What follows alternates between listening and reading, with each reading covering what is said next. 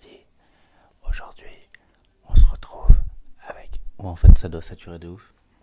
Et salut à toutes et à tous, les auditeurs, les auditrices de Mardi Madi. Les mardis, on se retrouve comme chaque mardi en compagnie de Bulle. Salut Bulle. Salut. Et de Juliette. Salut. Et non, surprise, c'est mardi.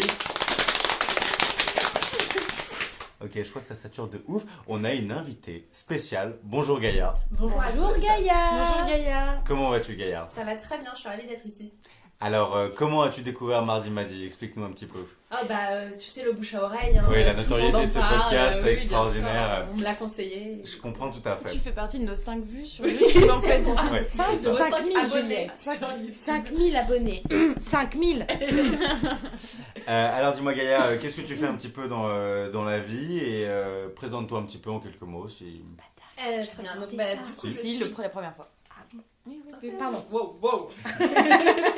Après toi. Je suis Gaïa, j'ai 22 ans, il paraît que c'est important pour la suite de cette émission.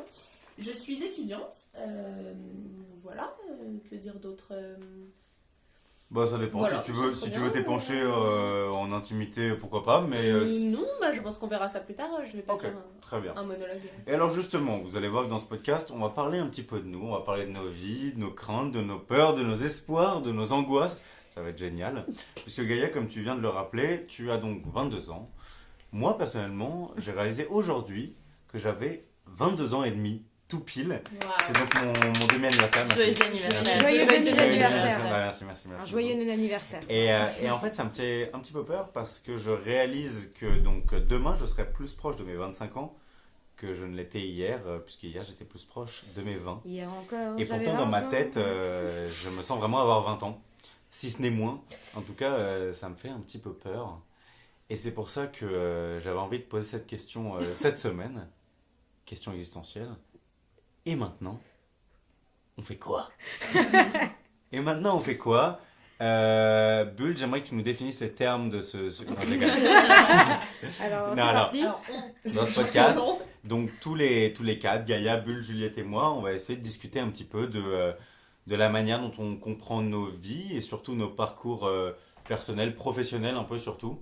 Parce que je pense que c'est une question qui commence un peu plus à se poser, ou en tout cas plus sérieusement qu'avant, la question professionnelle. Avant, c'était plus de l'ordre des centres d'intérêt, des passions, etc. Aujourd'hui, il y a plus les questions de « il faut que j'ai un métier ». Et je pense que cette question nous concerne. En tout cas, on se sent un petit peu tous impliqués là-dedans. Elle est particulièrement importante. Et c'est Gaïa qui nous a proposé d'ailleurs ce thème. Alors, est-ce que tu peux Bravo, nous expliquer Gaïa. un petit peu, Gaïa, pourquoi d'abord tu nous as proposé de parler de ce sujet-là? Alors, comment vous expliquer ça rapidement? En fait, moi déjà, j'adore les gens qui sont passionnés par quelque chose et qui peuvent te parler pendant des heures avec des étoiles dans les yeux de quelque chose qui, toi, te paraît complètement absurde. Et du coup, j'ai toujours aimé être entourée de gens qui sont passionnés par quelque chose, qui savent ce qu'ils aiment et qui suivent une sorte de voie parce qu'ils sont habités par ce qu'ils aiment. Et il se trouve que dans mes études et dans l'évolution de ma vie et les gens que j'ai rencontrés, j'ai été Elle est en amenée... école de commerce. Voilà, je suis en école de Ah. commerce. Mon Dieu, je suis démasquée si vite. Le sourire coupable. Oh mon Dieu. Je suis Ah, oui, no. oui, merde. Et il se trouve qu'en école de commerce, j'ai rencontré beaucoup de gens en fait qui ne sont pas du tout dans cette optique-là. C'est-à-dire que c'est des gens qui n'ont pas particulièrement réfléchi à ce qu'ils aiment. Ils ont fait du piano et de la danse comme tous les bons élèves, mais ils n'ont pas vraiment réfléchi à si ça pouvait devenir une passion ou non. Mais en revanche, ils savent très bien que dans 3 ans, ils seront responsables marketing et dans 5 ans, ils auront évolué pour être chef de projet, etc. etc. Et du coup, moi, je voulais entendre nos trois animateurs et participants de Mardi Madi pour qu'ils m'expliquent en fait comment eux, ils vivent leur futur, leur passion, ce qu'ils aiment, pourquoi ils l'aiment, comment ils l'aiment et surtout comment ça va se traduire plus tard, comment est-ce qu'ils veulent le vivre plus tard. Alors ça va être aussi un petit peu l'arroseur arrosé puisque Oh, Gaïa, no. tu vas aussi nous Pas au courant de expliquer ça, moi. toi tout ce que tu viens de nous dire et on va pas être les seuls à parler, ça c'est sûr. Bulle, qu'est-ce que tu penses de cette thématique? Qu'est-ce que tu penses de ce sujet? Est-ce que pour toi c'est déjà important de se poser la question de et maintenant? On On fait fait quoi? quoi Comme tu l'as Oui, si bien formulé. je vous remercie. Oui, c'est hyper important, d'autant plus que c'est, je pense, une question qui se pose d'autant plus avec l'âge qu'on a, que ce soit un peu plus jeune ou un peu plus vieux. On est dans le bon créneau, en fait. On est dans le créneau dans lequel il faut vraiment qu'on commence à assumer les choix qu'on a faits et qu'on va faire. Donc déjà, je trouve que c'est un peu... C'est d'autant plus compliqué que finalement, même si on se pose la question aujourd'hui très actuellement de qu'est-ce qu'on fera plus tard, on a quand même tout un passif qui aujourd'hui, qu'on est obligé en fait d'assumer des trucs, c'est un peu précis, mais par exemple, ne serait-ce que l'orientation du baccalauréat qu'on a choisi de faire, qui déjà oriente le choix qu'on a fait, Juste petit sondage, baccalauréat quoi, Bulle? littéraire. Juliette? Littéraire. Gaïa? Scientifique.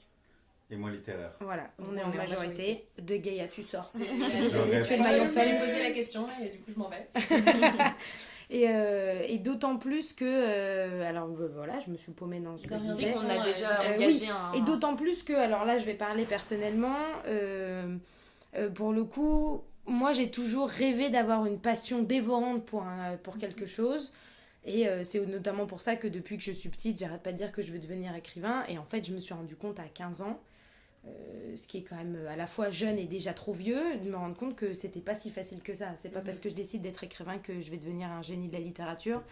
Et à partir de là, c'est un peu comme tous ces gens qui ont une passion et qui tournent un peu autour sans jamais oser y rentrer, de se dire, ok, mon idéal de vie ce serait ça, après je suis réaliste, j'ai jamais rien écrit, j'ai pas un talent littéraire qui me permet aujourd'hui du jour au lendemain de me dire ok, je stoppe tout, je lance un livre et ça va marcher, et ni l'ambition d'ailleurs, parce qu'à la limite je pourrais le faire, ça marcherait pas non plus, de se dire comment est-ce que je combine une réalité, qu'elle soit professionnelle ou même pragmatique, et tout ce qui fait partie de mon goût passionnel, en fait, l'idée que ce qui me plaît moi c'est la littérature. Et donc c'est d'autant plus d'actualité que le cadran de l'horloge tourne, et que ne serait-ce que les parents qui te font comprendre qu'il y a un moment donné, il va falloir que tu te prennes en main, quoi. Ouais. Ça te parle toi ça Juliette, ce que dit Bulle?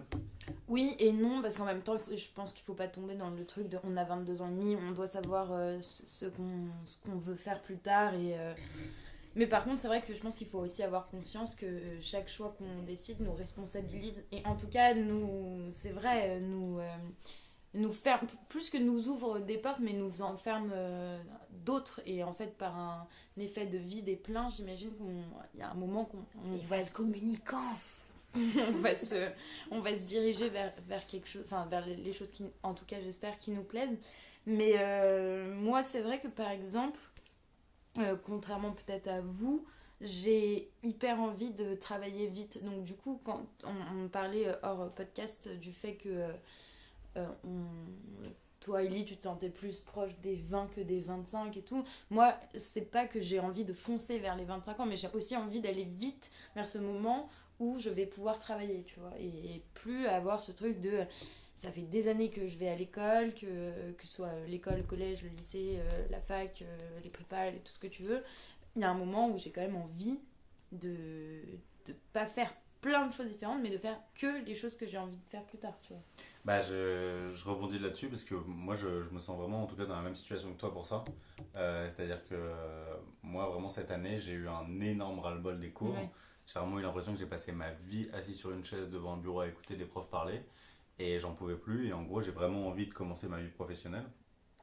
Mais c'est couplé à une forme de petite angoisse où un petit peu comme toi Bulle, en gros je suis conscient de... Enfin je sais pas si c'est exactement comme toi, mais en gros je pense que c'est une forme de souffrance de réaliser un jour qu'en fait genre j'ai pas de passion dévorante, ou que genre j'ai énormément de choses qui me plaisent beaucoup, mais que genre je suis pas le genre de mec qui genre à 8 ans commençait déjà à faire ses trucs, et genre à 15 a déjà fait tu vois 2 albums ou genre 2 romans, enfin tu vois ce genre de choses là quoi. Quand tu regardes des biographies comme Victor Hugo Par exemple, au hasard. Mais ouais, pas là. Victor Hugo qui veut, hein. ou Rimbaud, tu vois les mecs à 17 ans, les mecs à 17 ans ils étaient déjà accomplis, tu vois. Bien Enfin, sûr. en tout cas ils étaient déjà géniaux, et c'est un peu cette idée là, c'est genre putain j'ai 25 ans et demi. Non, t'as Et- 22 Non, ans et demi, là. juste- J'ai là- 22 ans et demi. Il te reste 3 ans, Waouh, respire. c'est la plus cette angoisse. J'ai 22 ans et demi et je suis pas un génie, tu vois. En tout cas, je suis pas passionné. Et genre, en voie potentielle de devenir un génie, genre forcené d'un truc en particulier. Donc je pense que j'ai un peu ce truc qui me pousse à me diriger vers ma vie professionnelle à fond, pour me pousser à me centrer sur quelque chose Ouais, mais pour moi, si je puis me permettre, vous êtes... Enfin, si, vous êtes des gens qui sont passionnés aussi, hein. C'est pas... Enfin, je sais pas ce que t'en penses, Gaïa, mais... Oui, en fait, j'ai un problème, c'est que j'ai deux choses à dire qui nous feraient partir sur deux sujets de C'est pas conversation grave, totalement c'est pas grave. différents. Mais pour rebondir sur ce que dit Juliette, moi je suis assez d'accord avec toi. C'est que pour moi, vous êtes des gens passionnés, et même au-delà de ça, j'ai l'impression que c'est le lot des gens qui sont passionnés, ou qui sont, peut-être que passionnés c'est très fort, mais en tout cas extrêmement intéressés par certains sujets, d'avoir un complexe un peu d'imposteur, et d'avoir l'impression que tu n'es jamais assez passionné. Et que si t'adores le cinéma, il y aura toujours quelqu'un qui aura vu 100 films de plus que toi. Ouais. Et si t'adores la littérature, t'auras jamais lu assez de livres. Et du coup, je pense pas que ça puisse se mesurer sur ça. Et l'autre truc que je voulais dire, et c'est pour ça que je trouve ça super intéressant, c'est pour ça que je voulais en parler avec vous, c'est qu'en fait, moi, mes amis d'école de commerce, ils ont pas du tout hâte de travailler. Parce qu'en fait, ça va être nul. C'est sympa les cours en fait. En Ouais. école, bah, on fait rien, on fait la fête, on est avec nos amis tout le temps. Et quand tu travailles, bah, tu fais des PowerPoint de présentation marketing et tu remplis des tableaux Excel de compta. Alors tu peux être passionné par la compta, c'est possible. Mais je pense que c'est aussi une sorte de privilège, mais ce qui est c'est amélioratif, c'est bien d'avoir ce privilège-là, d'avoir hâte de travailler et d'avoir hâte d'occuper tes journées avec ce qui t'intéresse. Mais justement, moi je rebondis là-dessus parce que mon cas, on en avait déjà parlé un peu avant, mais moi pour le coup, j'avais un peu ce truc, pareil, j'ai fait des études, on va dire, supérieures très classiques, là j'en suis à un bac plus 4, et arrivé à la fin de mon master 1, j'étais un peu comme vous, mais comme nous tous, avec cette envie de ok, maintenant que j'ai fait de la théorie, quand est-ce qu'on passe à la pratique? J'en ai marre d'écouter des mecs me parler de la théorie littéraire du 20e selon un processus particulier, etc. Et moi qui m'étais orientée vers l'édition, je m'étais dit il y a un moment donné, il va falloir que je me confronte au truc. Et aujourd'hui, à l'heure actuelle, ça va faire 1 an et demi que j'ai pas eu de cours. Et j'ai fait une année de césure justement pour ça, parce que c'était un peu compliqué, je savais pas quoi faire. Je me suis dit, ok, fais des stages, apprends un peu le métier. Et en fait, le truc qui est très étonnant, c'est de voir un peu la ligne de conduite qui a évolué complètement en 1 an, parce qu'au départ, j'étais partie sur, je vais me faire de l'expérience professionnelle pour arriver dans un master professionnel très sélectif. Et au final, au mois de juin auquel on est aujourd'hui, je repique complètement vers un master théorique de littérature de recherche extrêmement classique, parce que j'ai eu une sorte de retour de flamme. J'exagère, parce que évidemment que si je peux travailler dans l'édition, c'est formidable, mais j'ai eu ce truc où je me suis dit, oulala, j'ai 22 ans, ne nous précipitons pas. Parce que je sais bien que j'arrive à la fin de mes études, que je vais pas avoir l'occasion de faire 1500 masters, 1500 licences, et j'ai pas envie de me jeter à corps perdu dans la vie professionnelle sans avoir pleinement profité de ce que c'est que le statut d'étudiant, et justement cette ambiguïté qu'on a à 22 ans, d'être à la fois suffisamment mature pour avoir un certain nombre de responsabilités, que ce soit le droit de vote ou même de pouvoir, dans certains cas, s'assumer complètement financièrement ou en tout cas vivre seul, etc. Et à côté de ça, de me dire que j'ai pas 30 ans. Ma carrière, j'ai pas envie qu'elle commence maintenant pour me dire que dans 6 mois, le poste que j'aurai, qui sera un CDI, ça va peut-être être mon job pendant 30 ans. Et du coup, j'ai eu un peu ce retour, un peu de l'angoisse en me disant... Arrête de te précipiter, ça fait 1 an et demi que t'as pas eu d'études et tu sens déjà le manque, alors que j'ai fait des stages qui ont duré maximum 6 mois, donc c'est pas un engagement à vie. Et j'ai eu un peu ce truc du prends ton temps, t'es jeune, finis tes études comme des études normales et tu verras plus tard. Je pense qu'il y a beaucoup de gens qui retournent à la fac parce que justement ils ont besoin un petit peu de suspendre le délire un peu carriériste. Juste Gaëlle, tu voulais dire une deuxième chose tout à l'heure, je sais pas si...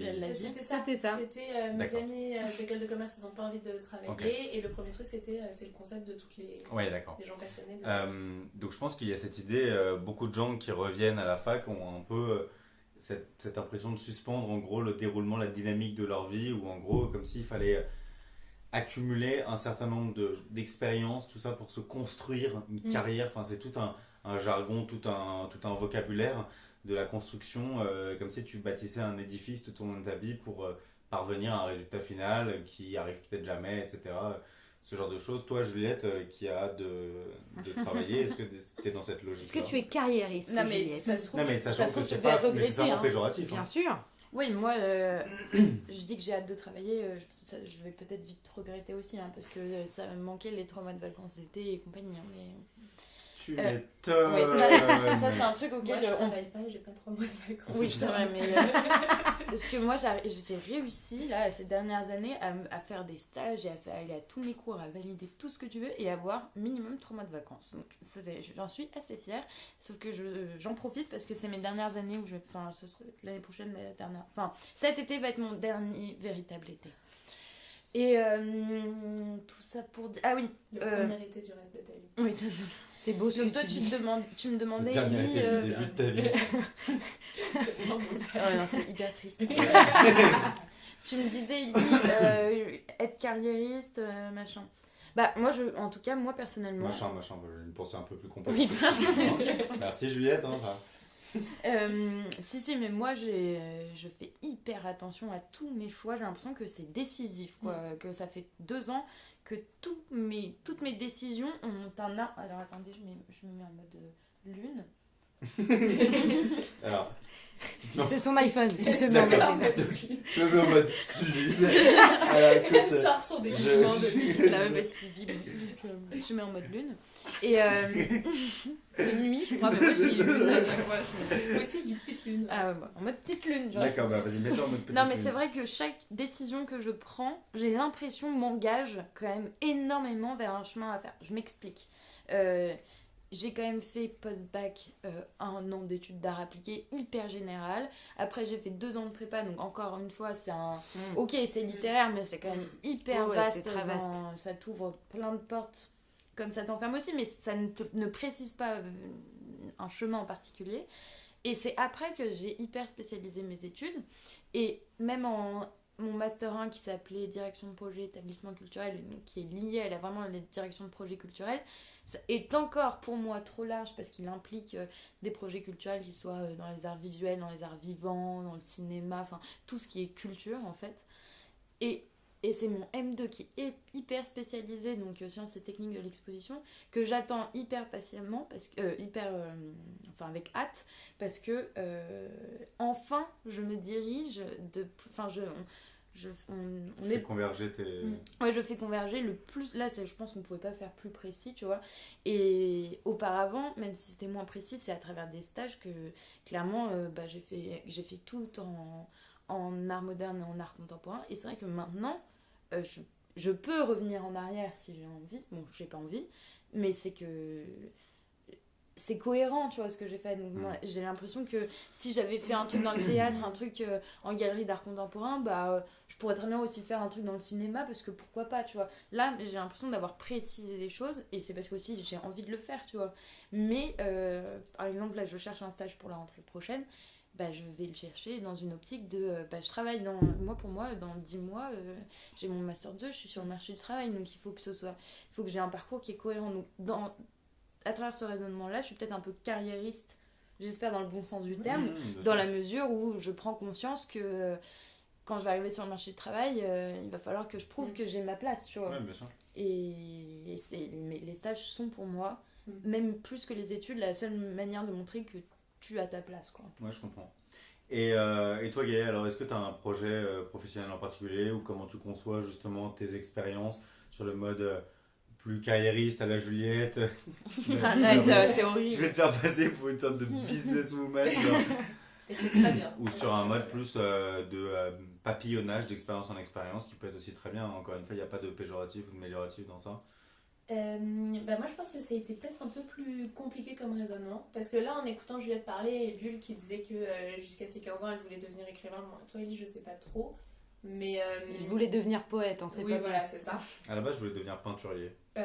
Peinturier. Selon mon expression quand j'avais 6 ans. Ah, très bien. Ah c'est pas mal C'est aussi. joli, non? C'est mignon. Bah c'est ouais, joli, tu faisais peinturier. des aquarelles Quand j'avais 6 Quoi ans. Ah, tu connaissais le mot Paléontologue. paléontologue. Ouais. Ah, Et je pas disais mal. à tout le monde je vais être paléontologue comme ça en Enfin, articulant. Moi, fun fact, à cet âge-là, en CP, donc 7 ans, j'hésitais entre flic ou mercière. Genre avoir une mercerie, tu vois. Non. Donc, Ça n'a rien à voir. Tu aurais accompli enfin ta destinée d'être chef de la brigade des bonnes mœurs. Waouh, ça aurait été extraordinaire. Non mais Ouais. Dieu merci, j'ai changé d'avis, tu vois. Mais, Ah si, ça aurait été marrant. Mais j'aurais été une flic sympa, je pense. Ouais. Mais là, j'ai aucune envie. Ouais, bon. Allez. Non mais j'ai aucune envie d'appartenir à la police. Hein. Là maintenant, plus du tout. Mais à 7 ans, je trouvais ça cool Tu Tu d'être... peux, tu peux juste le militants prouver en ou pas disant nique la police au micro, s'il te plaît? Non, je dis pas des gros mots. On va pas faire ça. Et puis... Brigade des bonnes mœurs, attends, ne l'oblige pas à être vulgaire. Et on peut Ah arrêter ouais. de couper Gaïa Gaïa systématiquement. Merci. Merci. Parce Ouais, que et puis, du coup, donc, en vous non, écoutant parler, j'ai l'impression qu'il y avait quand même un intérêt qui était fort. Au-delà de, il n'y avait aucune, vous n'avez rien de décidé, mais il y avait un intérêt ou un milieu. En fait, en écoutant Juliette, je me suis souvenue d'un cours de terminale en physique, parce que je me souviens qu'on était dans des espèces de grands machins avec les tables en... Les paillasses. Les paillasses. Les exactement. palettes. J'allais dire les palettes, ouais. Les palettes, exactement. paillasses. Et j'avais sous les yeux un catalogue Onicep. Ça faisait longtemps que vous avez entendu le mot ouais. Onicep. c'est vrai. Où C'était je tournais l'angoisse, ce les truc-là. pages. En Mais fait, ça, il n'y a du pas plus catalogue angoissant, Onicep, ça. Et rien ne m'intéressait. Mais ça, c'est Mais rien. angoissant de la mort. Mais strictement rien. Et en Surtout fait, que c'est complètement à côté de la c'est plaque, ces complètement trucs-là. à côté Ça de la plaque. recense, genre mathématiquement, voilà, des... par ordre alphabétique, toutes les... Enfin, c'était horrible. Et en fait, moi, j'étais une assez bonne élève, voire très bonne élève. Et du coup, en fait, je savais que j'aurais pu mettre à peu près la filière que je voulais. Bon, j'aurais eu ça. Et j'ai vraiment un souvenir de... Bon, le droit... Ouais, pourquoi pas. Médecine... Ah ouais, non, la flemme. Ouais, peut-être une prépa. Une prépa lettres, c'est quand même vachement... Et voilà, et déjà, j'avais 17 ans, et déjà là, je me disais, ah, faut quand même, une prépa lettres, c'est quand même un peu fermé. Hein. Alors que toi, tu disais, justement, c'est très large, ça reste très général. Et moi, déjà, à ce moment-là, j'avais une idée que c'est quand même très fermé. Et du coup, j'ai toujours eu plus ou moins, pour répondre à ta question, l'idée que je voulais travailler dans...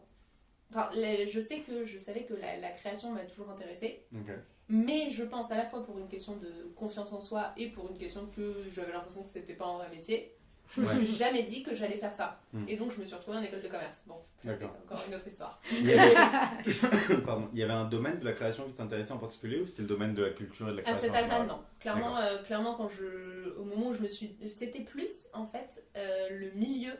Oui, c'est que l'idée la même qui te création. plaisait que Voilà. le fait de le faire. En fait, à chaque fois que je rencontrais des gens avec qui je m'entendais bien, il se trouve que ces gens-là voulaient, soit faisaient des choses, créaient, on a beaucoup d'amis en commun qui font des choses depuis longtemps, qui créent depuis longtemps, soit voulaient travailler dans ce secteur-là. Donc j'ai fini par me dire, ah bah très bien, puisque c'est les gens avec qui je m'entends bien, ça doit vouloir dire que c'est un milieu qui m'intéresse. Mais clairement, en terminale, quand j'ai dû faire mes choix à PB, là...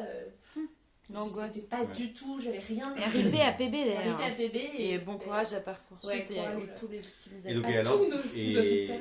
et entre-temps, auditrices, donc, entre APB, de l'eau a coulé sous les ponts. Oui, bien sûr. Bien sûr. Bah, alors, de l'eau a coulé sous les ponts, mais moi j'ai fait une prépa école de commerce, qui est vraiment, je pense, la prépa la plus générale possible. C'est-à-dire qu'on a des maths de la philo, de l'histoire géo, des langues, enfin bon, peut tout C'est la faire, continuité de la terminale. C'est vraiment la continuité de la terminale, c'était génial d'ailleurs, si je puis me permettre. Et après, je suis arrivée en école de commerce, et là c'était la dépression parce que c'était l'enfer. Et je me suis dit qu'il fallait vraiment. Enfin, j'ai rencontré en fait des gens, je dis que mes amis en école de commerce savent pas ce qu'ils veulent faire, c'est parce que c'est la majorité. Mais j'ai quand même rencontré certaines personnes qui m'ont dit, mais non, mais pas du tout, mais moi je suis en école de commerce parce que je veux monter un festival, ou mais non, mais moi je suis en école de commerce parce que je veux faire du cinéma, ou des choses comme ça. Et je me suis rendu compte qu'en fait, je pouvais peut-être, par une espèce de porte dérobée, retomber sur mes pieds et finalement assumer le fait que c'était la création et la culture qui m'intéressent. Mais je pense qu'il y a eu une démarche très... j'ai le diplôme qui va avec. Ouais, d'accord. Donc c'est bon, maintenant je peux dire que je veux faire un truc un peu plus perché selon les gens qui veulent faire du marketing et de la compta. Je les adore. Moi, je me reconnais bien dans cette logique-là, parce qu'en sortant du bac, j'étais pas en terminale S, donc si tu veux, tout ce qui était matière scientifique, je pouvais oublier. Mais j'avais quand même des bons résultats, je pouvais faire un petit peu ce que je voulais, j'ai décidé d'aller en prépa. Formation qui, selon moi, était la plus large que je pouvais envisager, précisément pour pas me spécialiser. Et je me suis fixé comme objectif à court terme d'avoir le concours de Normal Sup. C'était aussi une manière de ne pas me projeter sur des ambitions professionnelles. C'est retarder le moment où tu vas devoir choisir. Ouais. Et au moment où j'ai intégré, en gros, là, il s'est passé un stade un peu étrange. En gros, tu perds ton objectif qui pendant 2 ans a été ton unique objectif. Et du coup, mais sauf que, qu'est-ce que tu fais? Et en même temps, si tu veux, t'en as tellement bavé pendant 2 ans que tu t'en fous complètement. Genre, et tu peux te permettre de ne rien foutre pendant 2 ans et tu t'en bats les couilles parce que tu vis chez papa et maman ou que t'as l'aide justement de. Vulgaire, hein. Et en plus, il les payé. Ça me fait plaisir, Juliette. Justement, voilà, l'aide de papa et maman ou l'aide de l'État. L'aide de l'État. Des contribuables. Il faut savoir que c'est bien joli d'avoir un salaire, mais c'est sûr que quand, en gros, à 19 ans, tu as un salaire pendant les 4 prochaines années de ta vie, ça aide pas à te dire, ok, j'ai envie de taffer là-dedans ou de faire ça, etc. Parce que voilà, tu peux en gros te la couler douce pendant 4 Ouais, ans. ça et déresponsabilise t'en fous même. Hein. complètement. Ça déresponsabilise. Enfin, Bah, pour des hauts fonctionnaires, bravo, hein. Bon, allez, là, je sens que- arrêtons. ouais, arrêtons. arrêtez. Non, On c'est va vrai. tomber Et, dans le... On va faire du ENS bashing. Yes. Mais en gros, j'ai un peu la même impression que toi, c'est-à-dire d'enfin assumer mon côté plus créatif, travailler dans le milieu de la culture, etc. Une fois que j'ai le bon diplôme en main Bah voilà. et, C'est ça. et un Une diplôme fois qu'il y qui a peut une me permettre de traçabilité, rebondir voilà. si, genre, dans ce que j'aime faire, finalement, je me retrouve dans la merde et que en fait, ça me plaît plus et que j'ai envie de faire totalement autre chose. Quoi. Ouais, je suis d'accord. Mais c'est intéressant, je me disais quand Juliette parlait que j'ai l'impression qu'elle a compris un truc. Alors ça, merci Gaïa. mais de rien, Juliette. J'en étais Qui est persuadée. que non, mais c'est une qu'en fait, visionnaire, Juliette, dans on le ces- savait. Hein. Dans ces milieux-là, personne, c'est pas un. Dans les milieux culturels ou dans les milieux de la création, je sais très vague ce que je dis, mais voilà, personne ne va venir te décerner ton titre et ne va venir te dire ce que tu fais. Personne, Bulle, va venir te voir en disant ça y est, t'es écrivaine. Bien sûr. Moi, et le conseil des écrivains, on a décidé que tu étais Bah écrivaine. oui. Alors que si tu fais, je vais arrêter de parler de marketing, si tu fais du management, Par exemple. eh bien, ça avait été écrit sur ta fiche de poste que tu es Bien DRH. sûr. Et je trouve ça extrêmement déstabilisant en fait, qu'il y ait une idée de c'est toi qui dois créer ce que tu es et qui dois. Mais Si toi tu n'assumes pas ce que tu es, personne ne le fera à ta Mais place. ça, je suis d'autant plus d'accord que, par exemple, contrairement à vous qui parliez de légitimité de diplôme, moi, ça a été complètement l'inverse. C'est-à-dire que jusqu'à mon premier stage, en fait, d'il y a 2 ans, enfin, c'est horrible de dire ça, mais c'est vrai, c'était il y a 2 ans, pour moi, j'étais parfaitement légitime dans l'idée de travailler dans l'édition, puisque j'avais fait des études littéraires, j'avais commencé à m'orienter dans l'édition. Et quand il a fallu que je rédige ma première lettre de motivation pour mon stage d'édition, je me suis dit, mais comment est-ce qu'on pourrait avoir envie de me prendre ? J'aime bien lire. Et puis je connais... ouais, voilà. Et je connais bien des poèmes de Nerval et j'aime beaucoup Camus, ok ? Et concrètement, quels sont tes skills dans l'édition ? Absolument aucun. Alors qu'aujourd'hui, Tu parles comme Macron, là. Quels avec sont les tes mots skills, Mais ouais. non. Quelles sont mes Ton langage compétences ? fasciste, là, on peut plus dire de gros mots ni de mots anglais. Stop. Merde. Merde. Non, mais c'est surtout qu'aujourd'hui, avec un petit bagage de 3 stages en poche, qui n'est pas forcément énorme non plus, Ah bah, si, j'ai 3 l'impression stages, d'avoir hein. acquis une forme de légitimité, merci beaucoup, une forme de légitimité dans ce milieu-là qui outrepasse complètement les études que j'ai faites. Par exemple, j'ai l'impression que de fait d'avoir fait 3 stages dans l'édition me vaut bien plus que mes 2 ans de prépa. Oui, et petit à petit, d'ailleurs Moi ce aussi, serait intéressant bien sûr. d'analyser mes Mais tu sais que fiches de moi, en motivation. entretien, je ne dis même plus que j'ai fait des C'est ça, moi dans mes Je lettres le de dis juste motivation, en je les enlève plus-value petit à petit. de temps en temps. Moi tu aussi, vois. Mais c'est marrant, j'avais cette discussion l'autre jour avec Alec Fakchek. Et je lui expliquais que quand j'étais arrivé dans mon premier stage, j'avais complètement débarqué, quoi. C'est-à-dire que tu te sens, voilà, t'es en mode oui, alors, j'ai quasiment un master de philo de l'art, je suis normalien, etc. Mais t'arrives et en fait tu te rends compte que tu ne sais rien faire. Bah bien sûr, Et t'es déjà juste pas- Excel t'es paumé. Voilà, Mettre en copie les gens dans voilà, les mails, et c'est exactement, ça. et que juste t'es pas du tout prêt. T'es pas du tout prêt à quoi que ce soit, la moindre tâche te semble un calvaire, impossible à faire, etc. Alors que tu peux faire des dissertes, c'est super, bravo. Mais dès qu'il s'agit Tout à d'être un fait. minimum dans le milieu du travail, Dans c'est le la merde. concret. Et en gros, on en parlait parce que Alec Fakchek regrettait qu'il faille absolument avoir fait des stages pour avoir la possibilité qu'on te donne ta chance, en gros. Et je lui expliquais, certes, mais c'est pas juste une question de légitimité, c'est une question de compétences réelles. Tout à fait. Et que quand tu es en cours, concrètement, bah, ça n'en apprend pas. Enfin, en tout cas, il y a un problème, je trouve, dans une bonne partie de l'enseignement français de professionnalisation, tout Et simplement. ce qui est dommage, c'est que tu sois obligé pour faire des stages, donc il y a ce qu'on appelle D'en la avoir déjà convention. fait. Déjà, oui, parce que en fait, le C'est stage, ça que je sais. le stage c'est génial parce que ça a toujours été présenté comme l'avant-travail, machin. Mais sauf que maintenant, comme il y a une précarisation du travail, il y a aussi une précarisation des stages qui fait qu'un stage, ça n'a pas de valeur. Il faut en faire 2, 3. Et puis à partir de 3, là, tu commences à pouvoir avoir les compétences de postuler. Mais à l'époque de nos parents, c'était pas le cas. Tu as fait 3 stages. Je ne connais aucun de nos parents qui a fait autant de stages. Oui, bien sûr. Moi, ma mère, à mon âge, elle a fait un festival de danse, pour te dire. Là, ce serait dément que moi, je dirige un truc. Enfin, jamais personne ne me donnerait ça. Voilà. Parce que, de fait, pour réagir par rapport à cette idée carriériste, etc., j'ai déjà eu cette discussion avec mes parents qui n'acceptent pas cette idée, mais que du temps de nos parents, il y avait beaucoup plus cette idée qu'il fallait te trouver une niche ou en gros un domaine et qu'il fallait construire quelque chose, une certaine expérience, etc. Alors que j'ai l'impression que dans la société dans laquelle on vit, on a beaucoup plus la possibilité de faire des choses différentes et de faire un taf pendant 1 an et demi, 2 ans, un autre, etc. Pas forcément dans des domaines totalement liés. Mais au-delà d'être pessimiste, pardon, je te Non, coupe 2 secondes, je pense que c'est même pas une question de possibilité, je pense qu'on est aujourd'hui face à une obligation en Ouais, fait. ouais. On ne pourra pas avoir justement une carrière comme nos parents en ont eu, tout simplement parce qu'aujourd'hui, plus t'es polyvalent, mieux t'es fourni et plus tu risques de bouger. Mais Attends, attention. Gaïa, ouais. Oui, alors qui parle Bah, Gaïa. vas-y, Gaïa. Je pense qu'il y a aussi une raison qui est très économique, c'est que nos parents, ils ont à peu près le même âge, et juste quand ils ont cherché un emploi, il y a eu une crise économique qui est arrivée au moment où ils ont cherché un emploi. Du coup, pour eux, il leur fallait un CDI, et oulala, on ne bouge pas, parce que si moi, je jamais sais on pas. bouge, ça va être la Moi, catastrophe. mes En tout parents cas, sont mes plus parents vieux que l'ont les vécu tiens. tes parents sont plus vieux. Moi, mes Ils parents, sont j'avais chelous, l'impression mes que ils ont changé de travail tous les Ah 3-4 ouais ans parce qu'il y en a fait du travail, quoi. Ah, ok, c'est intéressant du coup. Parce que moi, mes parents, en tout cas, ils l'ont vraiment vécu comme on a trouvé un truc, on a eu de la chance, parce qu'il y a eu une crise quand on est arrivé. Du coup, Ils ont quel âge tes parents? ils ont 55 ans. Bah, pourtant, ils ont le même âge que mes Ouais. parents. Hein. Bah, peut-être que Ça ça dépend Ouais, du les miens domaine, sont plus vieux. Les miens, non seulement ils sont plus vieux, mais en plus ils sont Ouais, indépendants, ils sont- artistiques, ouais. donc ça marche pas. Et alors que nous, moi j'ai l'impression que nous, de toute façon, depuis qu'on est né, on nous dit que ça va être la merde. Ouais, c'est On vrai. dit que la C'est aussi crise vrai. et le réchauffement climatique et je sais pas quoi. Du coup, j'ai l'impression qu'on n'a pas très envie d'aller travailler 20 ans dans le même endroit. De toute façon, on sait qu'à un moment ça va foirer.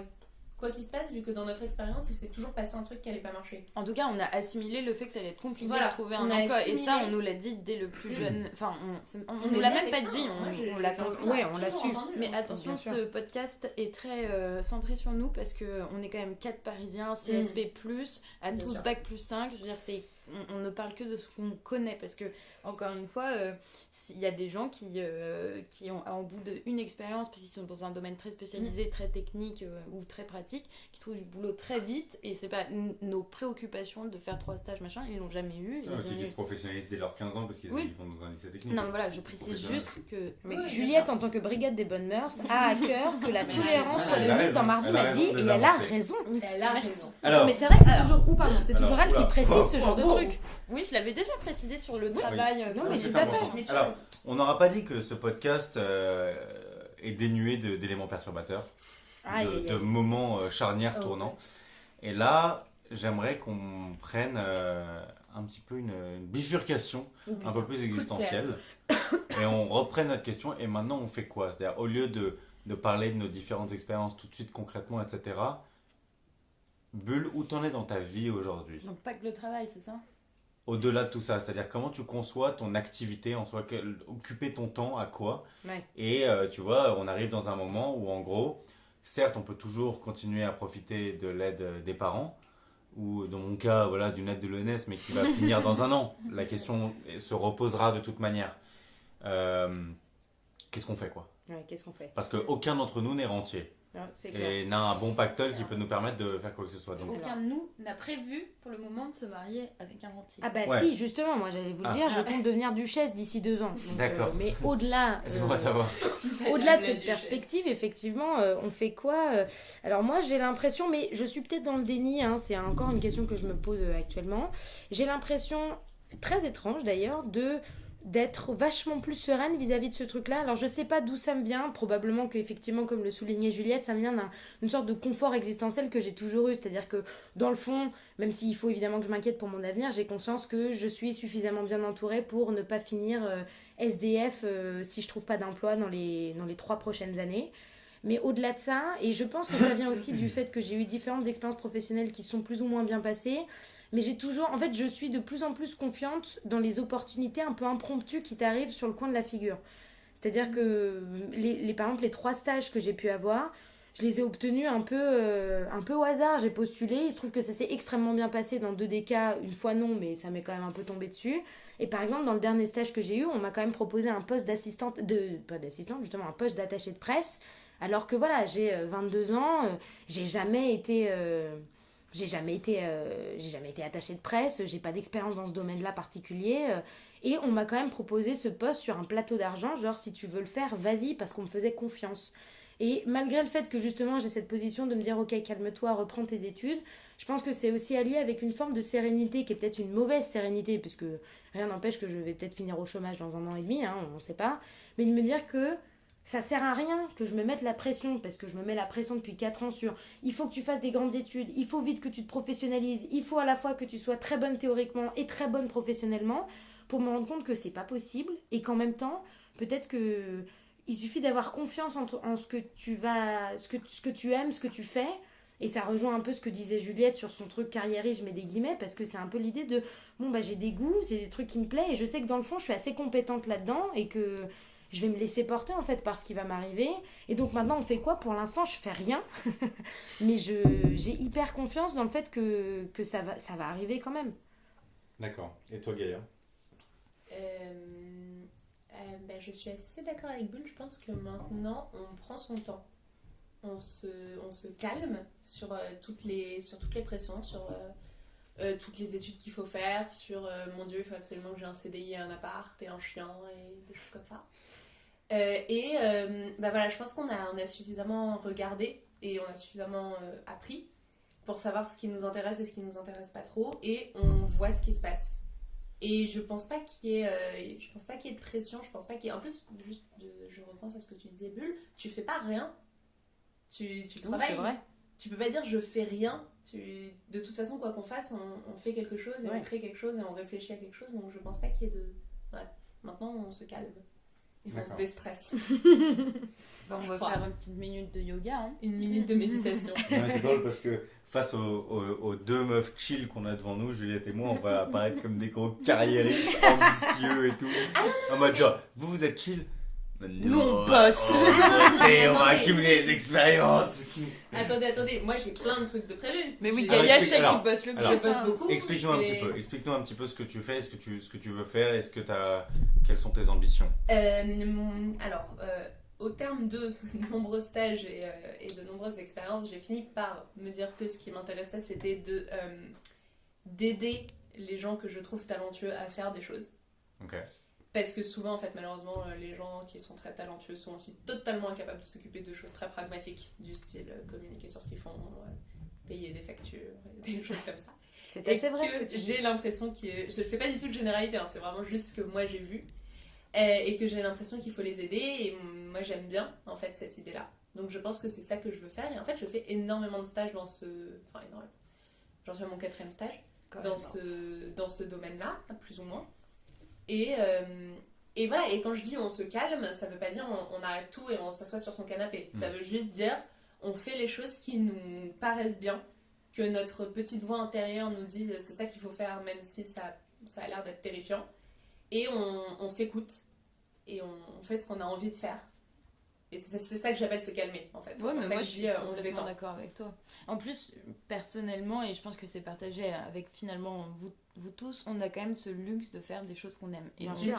Ouais. évidemment que du coup, la notion de travailler, on en a déjà parlé dans un autre podcast, mais elle est ressentie complètement différemment.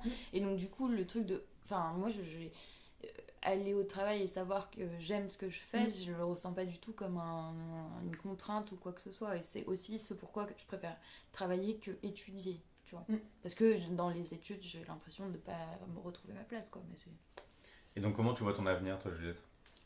Bah moi... Avec un chien, un petit Non, pavillon alors en ça, banlieue, le chien, non, parce que je suis pas très chien, moi, D'accord. perso, mais... Elle est Pourquoi? plus tapir Explique-nous, parce que mammifère. c'est- Tapir Explique- mammifère, ouais, tapir ça, j'aime mammifère. bien. Non, l'animal de compagnie sera optionnel. D'accord. Comment Laurentier. Le rentier, sympa, Optionnel. c'est même pas envisageable, je D'accord. pense, pour le coup. Bah, tant pis, je serai Malheureusement. duchesse seule. Bon, et le taf alors? Et le travail. Alors ça, bah de toute façon, moi là je suis encore dans, j'ai une année d'études qui va arriver et je vais faire un long stage suite à cette année d'études qui va être mon stage de professionnalisation que je compte très bien choisir et là faire un peu ma difficile parce qu'en plus j'ai la chance d'avoir un CV qui me permet d'être un peu difficile, mais c'est pas donné à tout le monde, tu vois, pour justement finir sur une note un peu agréable et essayer de trouver du travail par la suite. Donc je dirais que c'est dans 1 an à peu près que je commencerai à... Enfin j'espère en tout cas à travailler. Ça se trouve je suis complètement optimiste et je trouverai rien du tout. Et là tant pis pour moi, je réécouterai ce podcast en larmes. Mais c'est pas grave, hein, le monde ne va pas s'effondrer à ce moment-là. Non mais encore une fois, nous on est sur diplôme. Enfin si tu veux, je trouve qu'on est... On visualise... Enfin, comme on connaît plein de gens qui sont comme nous, on se rend pas compte, mais si tu changes d'échelle, on est complètement surdiplômé, on a fait tout, on a fait beaucoup de stages, moi je suis vraiment dans une optique comme Gaïa, genre on se calme, on n'a pas à s'inquiéter. Enfin nous, je pense que pour nous quatre, on n'a pas à s'inquiéter. D'autant plus qu'on est des personnalités qui... on n'est pas des personnalités, mais on sait ce qu'on veut, on sait ce qu'on aime, on sait ce qu'on veut faire, tu vois. On n'est pas dans un gros point d'interrogation, même si évidemment on ne sait pas précisément et on se pose encore des questions, mais on n'est pas dans un flou qui est je sais pas quoi faire, tu vois. Enfin, on s'est quand même engagé vers des milieux qui sont plus ou moins précis, même s'ils sont pas. C'est pas forcément les milieux où il y a le plus de travail, il y a aussi une précarisation de. Enfin, en tout cas, pour ceux qui veulent travailler dans la culture, c'est pas le. Disons que c'est pas la famille de métier la plus tranquille, mais quand t'es qualifié et quand t'as du talent, on va se démerder, vous en faites pas. Moi j'y crois. Hein. En fait, c'est vraiment des familles de métiers, je pense, où il faut qu'on. Enfin, c'est à nous de faire tout ce qu'il faut faire. Enfin, c'est un peu un cliché en cours de management de dire que c'est la personne qui crée son poste, blablabla. Mais j'ai l'impression qu'en tout cas, dans la culture et dans la création, il y a. Enfin, c'est vraiment toi qui fais qui fait la valeur de ton travail et c'est toi qui crée ta place. Et même si t'es surdiplômé et que tu commences et que tu fais un travail qui a l'air un peu pas très attirant ou qui te plaît pas trop, et ben si tu le fais bien, en fait tu as vraiment un vrai potentiel et un vrai futur, donc je trouve pas ça très alarmant, moi.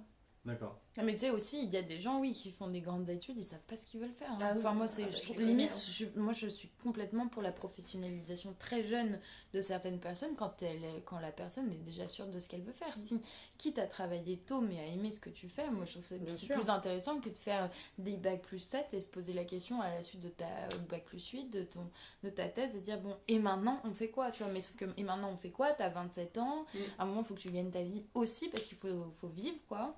On vit dans une ville qui est pas la plus... qui est riche, où il faut avoir de l'argent pour se démerder. Donc c'est cool aussi de savoir ce qu'on a envie de faire. Et toi, Ellie? Parce que... Est-ce que c'est aussi catégorique? Bah en gros, moi je pense qu'il y a un démon qui me ronge, qui est celui de l'ambition. Oui, ça c'est qui m'a clair. toujours rongé. C'est-à-dire que moi dans mon optique, je sais que je serai tranquille. Je sais que genre je trouverai un métier. De toute manière, parce que je suis prêt. Enfin, de toute manière, j'ai envie de bosser. Donc, quel qu'il soit, enfin, tu vois, je veux dire, je suis prêt à être barman, n'importe quoi. Enfin, je veux dire, je suis dans une optique où je considère que, et peut-être à tort, hein, c'est peut-être aussi un discours de privilégié, mais quand t'as envie de trouver du taf et si t'es prêt à tout, t'en trouves si c'est genre pour poster des lettres ou genre ou faire n'importe quoi. Mais je pense que j'aurai la chance d'avoir un métier qui m'intéresse plus que ça. Et le truc, c'est que moi, je suis même dans l'extrême inverse, c'est-à-dire que non seulement j'ai envie de faire un métier qui m'intéresse, mais j'ai envie d'être le meilleur là-dedans et d'inventer vraiment un bail. Mais tu sais ce que tu veux faire? Ouais, alors c'est-à-dire que depuis, il y a quelques années, je me posais donc beaucoup cette question de merde, qu'est-ce qui me passionne, qu'est-ce qui m'intéresse? Il y a tellement de trucs qui m'intéressent et rien qui soit un centre d'intérêt tellement obsessionnel que j'y consacre des heures et des heures. Il se trouve que j'ai beaucoup côtoyé des amis qui eux ont vraiment une passion assez dévorante. Je pense à mon ami Sina Peg, par exemple, ou Nico Deuge. Nico Degel. Et moi, il y a un truc qui m'a toujours marqué avec ces mecs-là, c'est qu'on était, tu vois, on avait 18 ans. Eux, ça faisait déjà plusieurs années qu'ils voulaient faire de la zik et qu'ils avaient accumulé dans leur ordi et sur leur compte SoundCloud des dizaines et des dizaines et des dizaines de morceaux ratés, pourraves, certains mieux que d'autres, etc., etc. Mais en gros, ça faisait des mois et des mois, voire des années, qui taffaient, les mecs. Qui bossaient, que tous les soirs, tu vois, ils faisaient de la musique, etc. Au point qu'aujourd'hui, à notre âge, ils ont déjà acquis une maturité dans leurs inspirations et dans leur style artistique énorme. Alors que je commence, moi, à peine aujourd'hui à entrevoir ce qui m'intéresse et ce qui me plaît. Moi, c'est plutôt le domaine de la création audio. C'est hyper large comme domaine, mais je sais encore pas exactement en définir les contours. C'est pour ça que j'ai envie de faire plusieurs stages, plus dans l'idée, peut-être un peu à la Juliette, de vouloir faire les bons choix quand même. Parce que j'ai pas envie qu'un stage me tombe dessus, et pourquoi pas, etc. Passer 6 mois là-bas, j'ai envie vraiment que ce soit des stages non seulement ultra instructifs, mais aussi ultra forts professionnellement. Et en gros, j'ai vraiment une ambition assez démentielle pour ce domaine-là. Parce qu'en gros, c'est un domaine un peu particulier où certes, il y a des prédécesseurs et il y a des modèles, mais il y a encore si peu, voire pas de codes du genre qui ont vraiment été constitués, contrairement à énormément d'autres domaines artistiques ou culturels, et donc où il reste énormément de choses à construire et à bâtir. Et en gros, évidemment, moi, mon rêve, c'est de le bâtir, tu vois, ce truc-là. Mais c'est complètement utopique, mais c'est vraiment ce vers quoi je me dirige, et c'est pas seulement un rêve en mode ah, ce serait cool si, c'est genre ok, je vais tout faire pour être genre le père de la fiction audio de demain, tu vois. D'accord, mais moi j'avais. Ouais, pas vas-y. Non, pardon, mais du coup, c'est peut-être tu couperas ça, mais j'en sais rien. Peut-être que c'est très lié à à ton ambition. Le fait que ce soit un terrain totalement vierge à défricher Ouais, et que totalement. y a tout à faire et que tu Totalement. pourras marquer de ton nom la fiction. Et si tu veux, quand j'étais plus jeune, genre ado, etc., je voulais être écrivain. Ou en tout cas, genre, je pensais le vouloir. Mhm. C'était, tu vois, c'était encore là vraiment de l'ordre du fantasme, parce qu'en réalité, j'écrivais assez peu, tu vois. Mais simplement, quand t'as tant de figures derrière toi, enfin, je veux dire, forcément, ça te calme d'un coup, quoi. Quel écrivain génial t'as envie de devenir, vu tous les gens qui sont passés avant, et tu te dis, en fait, je vais peut-être être un parmi le reste. Alors forcément, c'est plus agréable et plus réconfortant et rassurant, un domaine où il y a finalement assez peu de gens pour l'instant, et où en fait, je prends conscience qu'au moment où je commence à m'y mettre, là, il y a de plus en plus de gens qui affluent et qui viennent dans ce délire-là, et je suis un peu en mode, c'est maintenant qu'il faut, pas forcément en mode cassez-vous, en mode venez, mais en mode j'ai envie de construire Venez, mais prenez pas trop de place non plus, quoi. Bah oui, j'ai envie de... Non, mais j'ai envie de... Non, mais en fait, c'est très paradoxal parce que j'ai envie énormément de m'enrichir d'autres personnalités et d'autres gens qui ont d'autres idées extrêmement innovantes, etc. Et surtout, même pour l'instant, en tout cas aujourd'hui, d'apprendre auprès de ceux qui savent vraiment et qui en font Oui, bien sûr. de la création audio. Genre vraiment, pour l'instant, moi, je suis nada, rien, zéro, tu vois.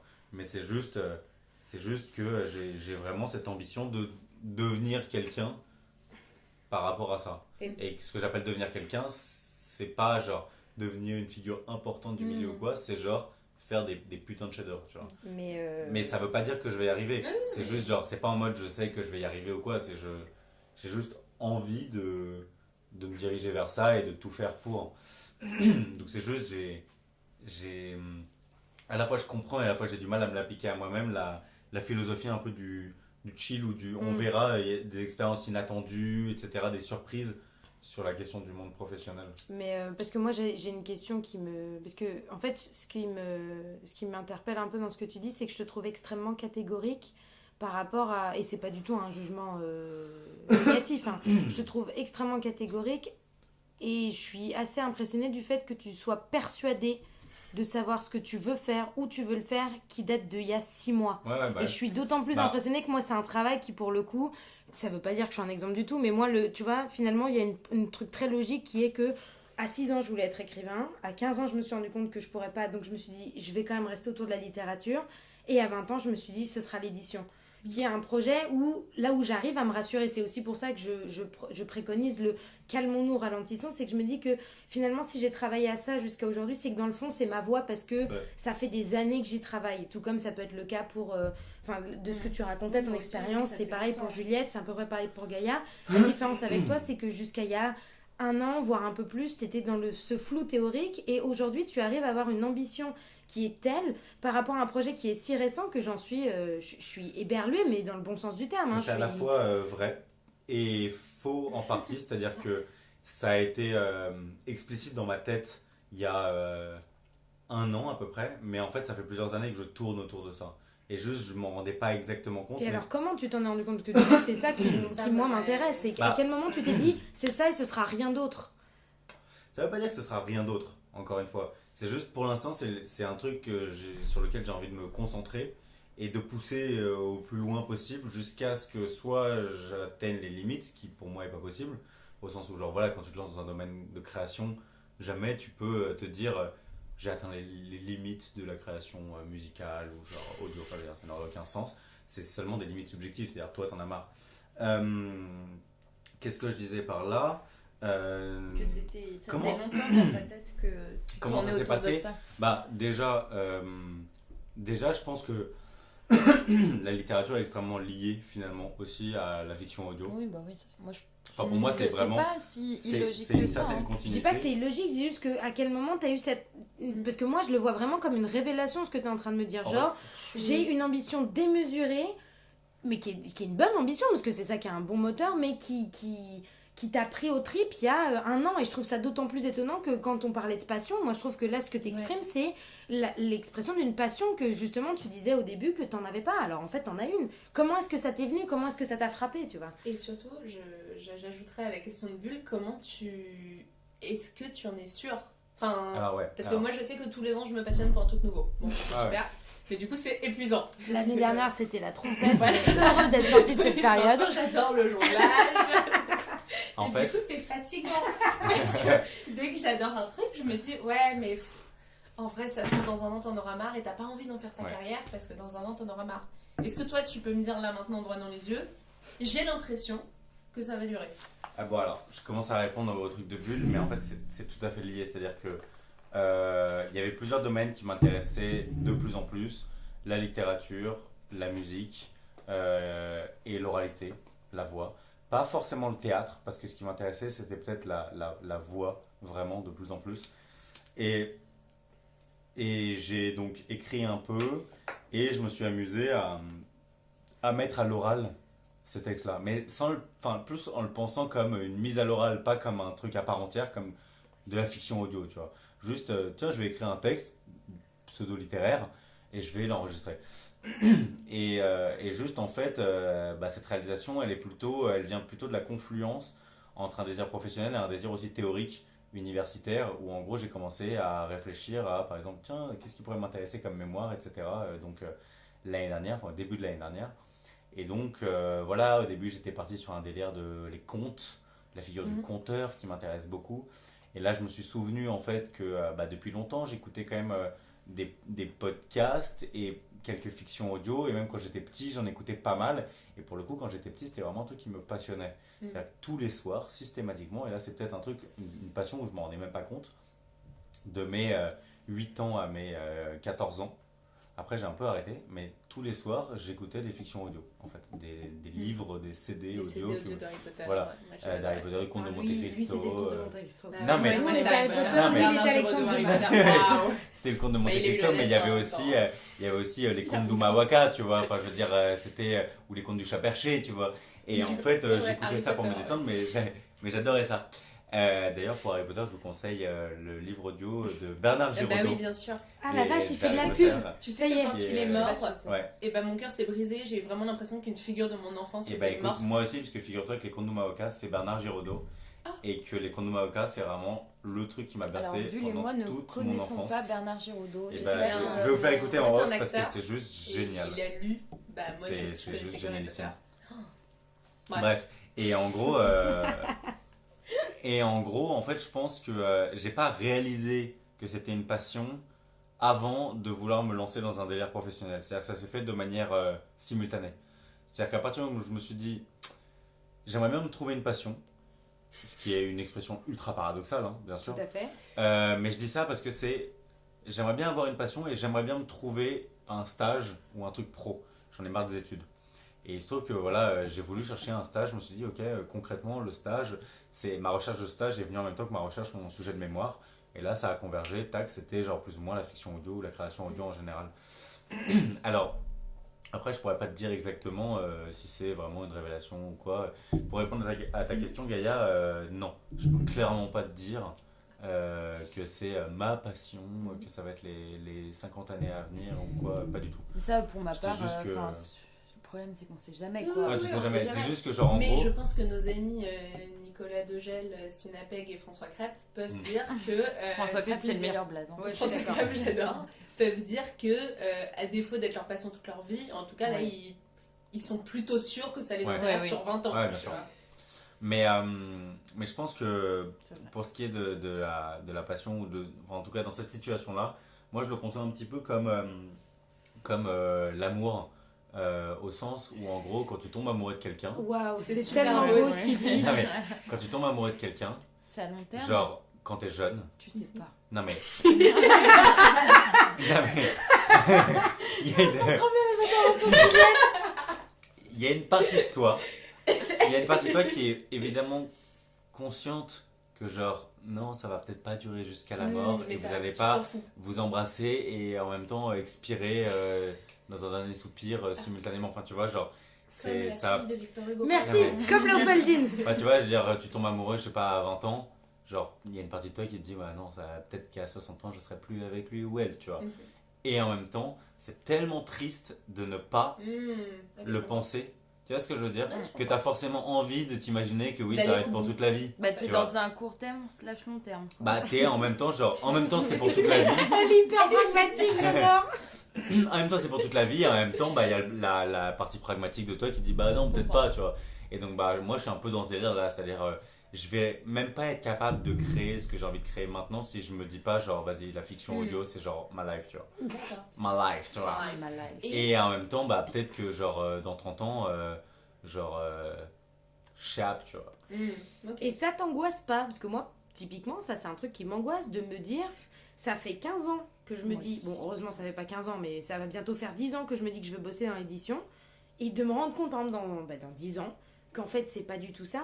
Concrètement, qu'est-ce que je fais? Moi J'aurai aussi, ça 35 m'angoisse, mais ans. en fait, tu peux rebondir aussi. Enfin, Voilà, il y a c'est- tellement d'exemples autour de nous. Bien sûr, mais sauf qu'aujourd'hui j'ai l'impression que c'est une problématique qui se pose, je reviens à des trucs beaucoup plus théoriques. hein, Pragmatique, mais... ouais. Mais mais, justement, ouais, euh, j'ai une réponse pragmatique. Ah bah parfait. Mais vas-y. J'ai l'impression que c'est quand même vachement une question qui se pose beaucoup plus clairement pour notre génération que pour celle d'avant, où effectivement on pouvait se permettre d'avoir des idéaux, de se dire peu importe que ce soit. Mon père par exemple, typiquement, lui à 20 ans il s'est dit ok, je vais être musicien et je serai musicien toute ma vie. Et il a vécu de ce truc là parce que lui effectivement c'était aussi une passion, mais il s'est jamais vraiment posé la question de si ça merde, qu'est-ce que je vais devenir. Or j'ai l'impression que nous c'est aujourd'hui une problématique qu'on est obligé de se poser, de se dire concrètement si ça merde, est-ce que je peux rebondir. Et j'ai l'impression, en tout cas moi c'est ce que j'essaie de faire en sorte, ou d'avoir fait en sorte que je puisse rebondir malgré tout. Et je trouve ça finalement assez triste de me dire que oui, j'ai envie de travailler dans tel domaine et j'ai construit ma vie autour de ce domaine, tout en ayant à l'esprit de façon extrêmement claire et pas du tout dans un comportement amoureux, pour le coup dans un comportement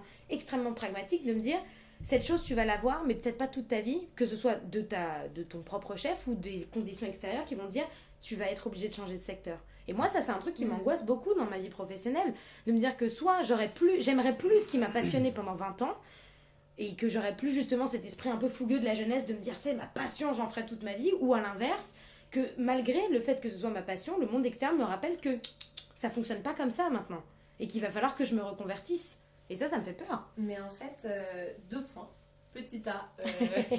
En fait, il y a 6 mois, je faisais un autre stage. En ce moment, je suis en stage, mais il y a 6 mois, je faisais un autre stage dans une banque qui finance le cinéma. Et en fait, je passais mon temps à scanner des dossiers de Oh putain, c'est gens cool qui- ça. C'est génial. Ça, c'est Ah vraiment... ouais. Voilà, on parle d'expérience, de savoir ce que t'aimes. Bah, je Bah déteste ouais. scanner. Là, Voilà, c'est parfait. Et donc, je scannais beaucoup de dossiers de gens qui demandaient des financements. Et D'accord. donc, dans les demandes de financement, il y avait beaucoup de CV. D'accord. Et en fait, pour te rassurer, Bulle, Oui. et ben, il y avait des gens qui avaient 20 ans de métier et qui avaient fait mais 1000 métiers. Ils étaient, et vas-y qu'ils avaient été producteurs 5 ans, et vas-y qu'ensuite ils ou elles, tiens, elles avaient donné des cours, et puis après elles avaient fait du conseil, et puis après elles étaient redevenues productrices, et puis après elles avaient fait des films. Enfin, en fait, j'avais l'impression qu'il y avait une évolution qui venait d'elles-mêmes et qui n'était pas du tout un truc angoissant, juste que simplement un jour elles étaient dit tiens, j'en ai marre, ou ça marche plus.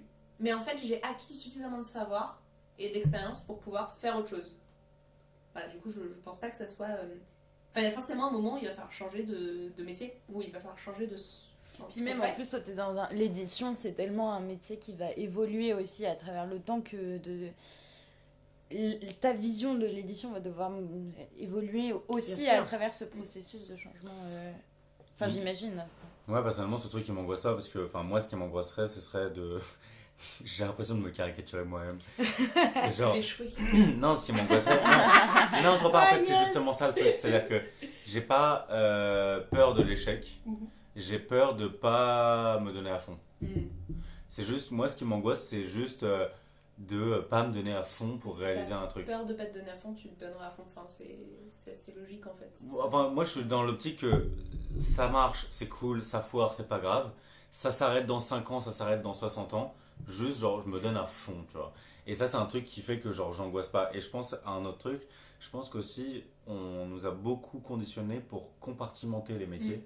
Ouais. Et je Ouais. pense qu'il y a C'est ça vraiment, que- il faut avoir vraiment aussi une pensée de la Il y a eu un transversalité. bon Ouais. sur Au le sens CCDA. où tu as énormément de compétences transversales, où en gros tu peux être certes éditeur, mais en fin de compte, tu as énormément de trucs qui vont te servir pour genre d'autres choses, tu Ouais, et vois. puis même si tu as géré une maison d'édition, tu peux gérer autre Ouais, c'est chose ça. qu'une Ouais, maison bien d'édition, sûr. même si il faut effectivement, enfin tu géreras pas une banque, tu vois. Mais Ouais. enfin moi, tu sais, je prends l'exemple de ma mère qui a été dans la gestion de projets culturels, ça l'a été autant dans le cinéma, dans le théâtre, dans la danse, dans l'édition de livres pour enfants. Enfin tu vois, c'est cette question de transversalité, c'est sûr. Genre, quand tu fais des études qui te spécialisent vers l'édition. Bah, tu peux aussi travailler dans le cinéma, la lecture de scénario, tu vois, je veux dire, ça ne te... Ouais, de fait, mon père, il est en pleine sorte de reconversion, puisqu'il a toujours toute sa vie travaillé dans les médias, c'est-à-dire dans la radio et la télé principalement. Et là, aujourd'hui, il travaille dans une entreprise de big data, donc vraiment sur le digital. Et de fait, on a l'impression que c'est deux domaines Mais qui en peuvent fait, être non. liés, etc. Mais en fait, c'est vraiment super différent, tu vois. Il a fait de la com à France Télé. Là, il gère en gros, des gens qui voilà, vendent des data à des entreprises, etc. Une entreprise privée. Enfin, je veux dire, ça n'a rien à voir. Et pourtant, il a eu le truc parce que de fait, comme il avait un poste avec un certain nombre de responsabilités qui engageait un bon nombre de compétences, bah, il a pu postuler pour un autre truc, se reconvertir, changer. Et il me dit aussi que toutes les connaissances qu'il est en train d'acquérir sur le digital, il va peut-être ensuite revenir aux médias, mais fort de ses nouvelles connaissances, etc. Donc je pense qu'il y a aussi ça qui est intéressant, c'est que... Fatalité, en fait, hein, c'est pas- Non, mais je pense que chaque discipline peut s'enrichir d'un certain nombre d'autres. Et que tu vois, tu as travaillé dans l'édition, bah, tu peux justement être archi utile à une boîte de prod de ciné, par exemple. Ou ce genre de truc-là, parce que voilà, tu as lu des histoires, tu as lu un certain nombre de choses. J'ai mal Donc, t'as dit quoi?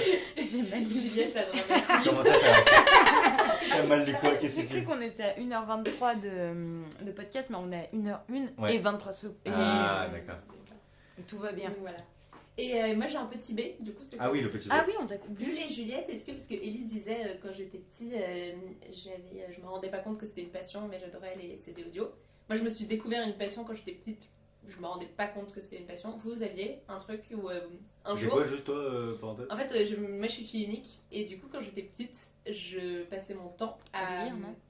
Oui, mais en fait à imaginer dans ma tête des histoires, mais c'était vraiment des scénarios de films ou des pièces de théâtre où il y avait tous mes amis et il se passait un truc. Genre, mes amis et moi on débarque sur une planète, qu'est-ce qui se passe, comment on réagit? Et en fait, je me mettais en scène toute seule dans ma chambre et j'étais genre, non, attention, il va se passer ça, il faut sauter et machin. Et j'ai vraiment fait ça, mais je pense que je le fais encore maintenant, sauf que c'est beaucoup moins dramatique et que j'imagine pas qu'on débarque sur une planète, mais je pense que j'ai encore ça, et pour moi c'était tout à fait normal. C'était comme ça qu'on passait son temps libre. En fait. Enfin, moi j'ai eu 5000 occupations comme ça. Et donc, et un jour, en fait, j'ai eu une réalisation. Et je crois que j'étais au collège, un truc comme ça. Et je me suis dit, ah merde. Ah, mais les gens font pas ça. En fait. C'est pas. Genre toi aussi tu parles tout seul. Voilà, Ouais. Non. Non. Ah, d'accord. Mais moi non plus, hein, c'était pour une amie. Et du coup, est-ce que vous avez eu un jour une sorte de révélation de waouh, ce que je fais, tout le monde le fait pas, sans que ça soit un truc formidable. Hein. Bah moi j'imaginais perso, qu'on se battait j'ai contre des monstres, chorégraphié hein, donc, tout un album de Phoenix. Je pense que tout le monde ne l'a pas Quoi fait dans sa vie. Comment ça? Bah, ma mère, elle était fan de Phoenix. D'ailleurs, j'étais Ok. persuadée qu'elle était pote avec Thomas Mars, le chanteur. Mais Ok. je sais pas pourquoi. mais- bah, bien sûr. Et elle avait acheté un album. Il dure 50 minutes après, à peu près. Je l'ai Quel chorégraphié Alphabetical. Bien sûr. Je le connais par cœur, hein, du coup, avec un anglais approximatif, parce que je devais avoir genre 7 ans, tu vois. Mais je l'ai chorégraphié du début à la fin. Mais c'est-à-dire un ballet. Avec combien de Il y avait des danseurs? Genre transitions. 25 et tout. Ah Genre... non, mais j'étais toute seule.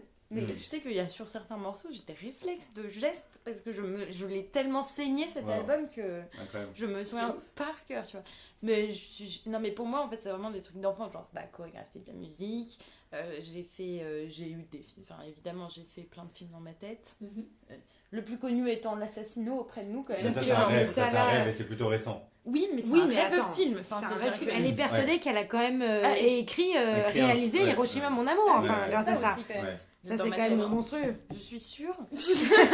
Elle en est persuadée. Genre, Tu peux nous non, raconter Juliette, cette c'est histoire Que dans le fond, Non, elle non, a Juliette, écrit En fait, j'ai Hiroshima eu mon une amour. telle émotion quand j'ai vu Hiroshima mon amour que j'ai eu cette Je sais pas, j'ai cru que c'était moi qui l'avais fait, quoi. Ok. Tellement j'ai Ouais, été ouais. émue par ce film. C'est intéressant. Ce qui est...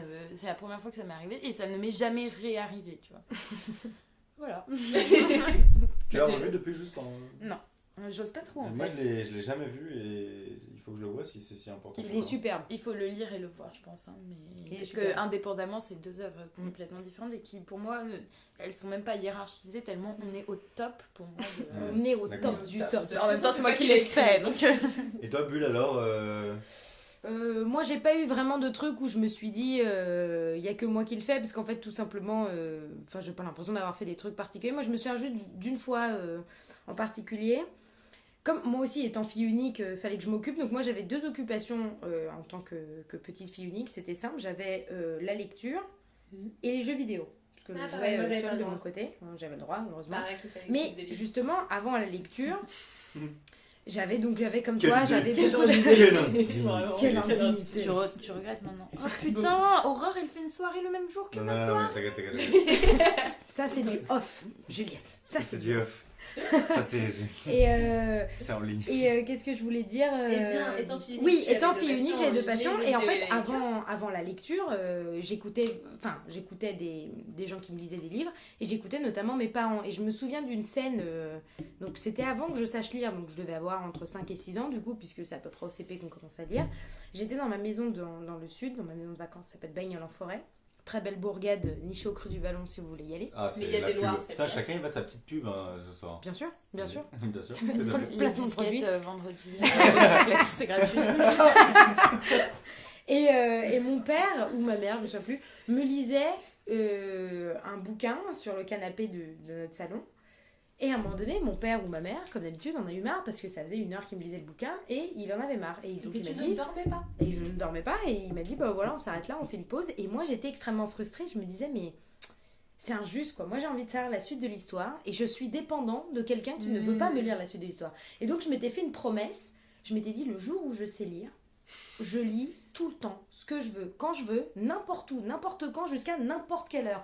Et du coup, je pense... C'est beau. hyper intéressant. Et je pense que du coup, en fait, c'est un peu genre... Je me suis un peu conditionnée dans ce truc-là. Par exemple, typiquement, quelques années après, quand j'avais 8 ans, j'ai eu l'ambition complètement folle de lire l'intégralité de la bibliothèque de mon école primaire en faisant ça extrêmement logiquement par ordre Mais ça, alphabétique. c'est un truc Comme pour Rousseau, enfants. c'est Moi, Rousseau. quand j'étais petite, Non, je te jure. Ah ouais, Rousseau, il a fait dans ça. les confessions, et je crois qu'il se met à lire une bibliothèque, mais il décide de commencer par ordre alphabétique. Ah oui, mais mais moi, j'étais partie là-dessus. Dans Valérie Pécuchet, je crois qu'ils font ça aussi. C'est Il y, possible. il y a un des mecs qui fait ça. Et qui Voilà. lit Balzac, un livre sur la boucherie.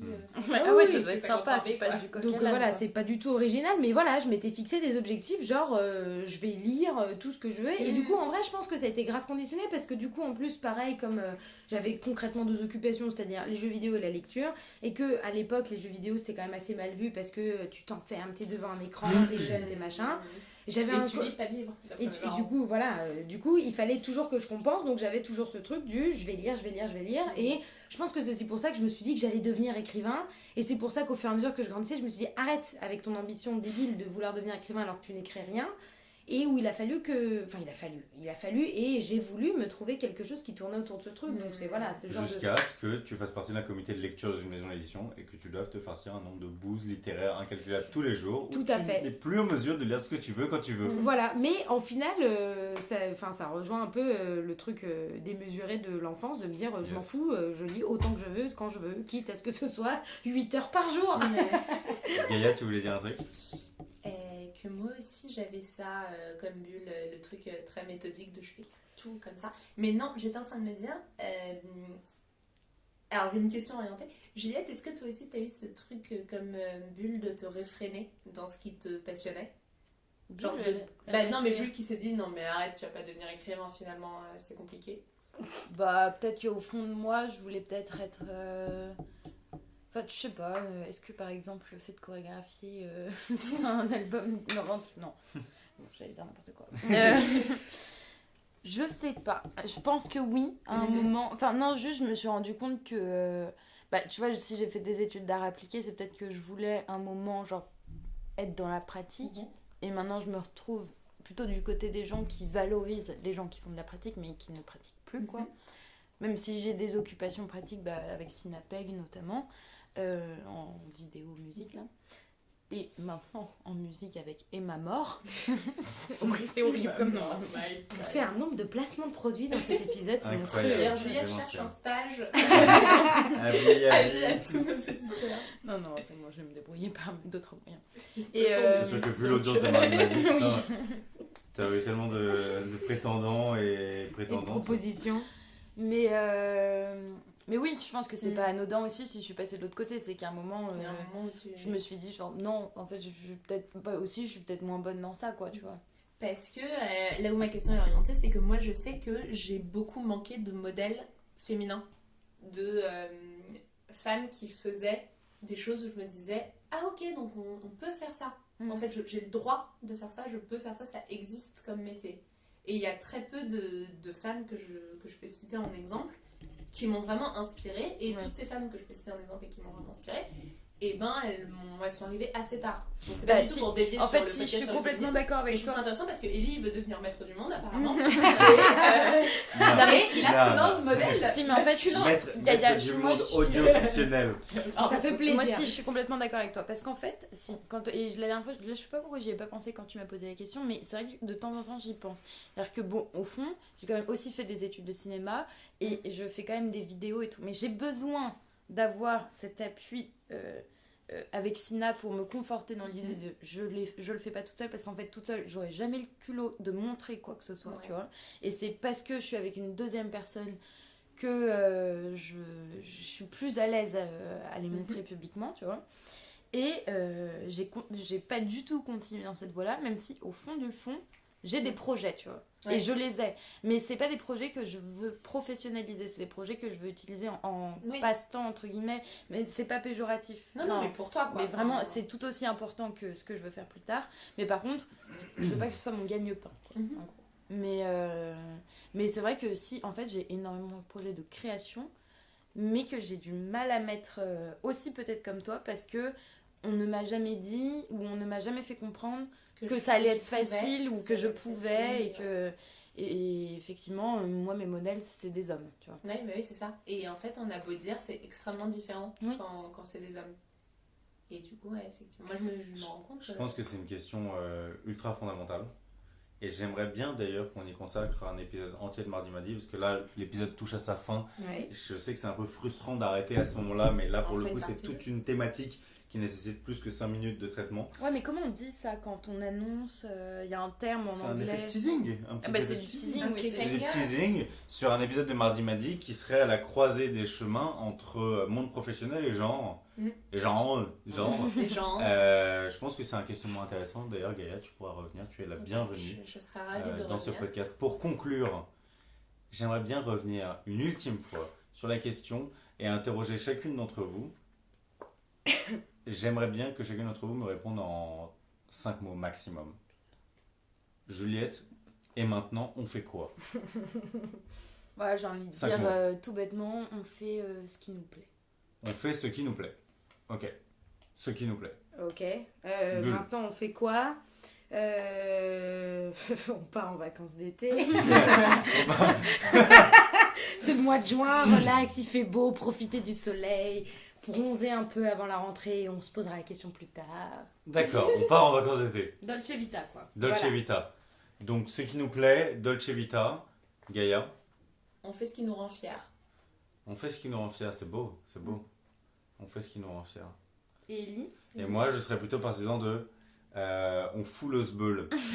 Voilà, sur ces bonnes paroles, c'est avec une joie intense que j'ai du mal à camoufler que on va vous laisser, on va vous quitter, les mardites et les mardis. J'espère que vous avez apprécié cet épisode de Mardi Madi. J'aime tellement vous faire frapper des mains contre vos cuisses qu'on va faire un petit roulement de tambour pour annoncer la fin de ce podcast. Et allez, encore une fois le jingle. Mardi Madi. Ça fait plaisir. Bisous à toutes et à tous. On vous aime. À la semaine prochaine. Bisous. Ciao. Ciao